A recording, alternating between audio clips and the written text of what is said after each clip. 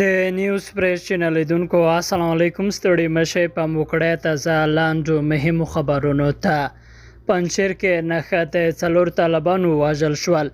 پنځیر کې سیمایي سرچینې وایي چې په دغه ولایت کې څلور طالبان له مقاومت جبهې سره د نښته په پایله کې وژل شوي دي.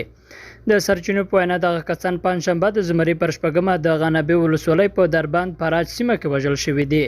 سرچینې زیاتوي چې د طالبانو او مقاومت جبهې ترمنځ نښته د تېرې شپې له 8 بجو راهیسې په غنبه ولسوالۍ کې پیل شوې او څو ساعته یې دوام درلود.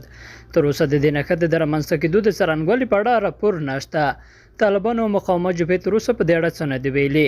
تر دې مخکې هم په شوتیل ولسوالۍ کې د طالبانو پر یوه کاروان د مقاومت جبهې له یوه چریکي برید څخه راپورونه خپاره شوي وه. د سرچینو په وینا د دغه برید په پایله کې 12 طالب جنګیالي وژل شوي وه. او نصیر احمد فیاک وایي د وخان د برخلیک په اړه باید وضاحت ورکړل شي.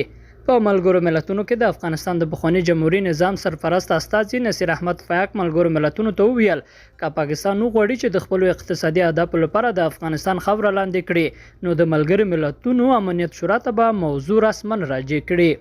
ښاغلي فیاک تېره شپه په ټویټر کې ولیکل چې د وخان د برخلیک په اړه باید وضاحت ورکړل شي.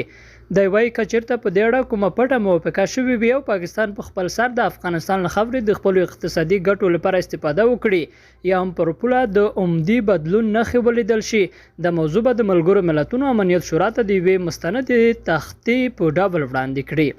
په وروستیو کې په حواله رسنیو کې داسې ویډیوګانې خپرې شوې دي چې د بدخشان په وخان ولسوالۍ کې د پاکستان له لوري پر پوله تېری کېږي.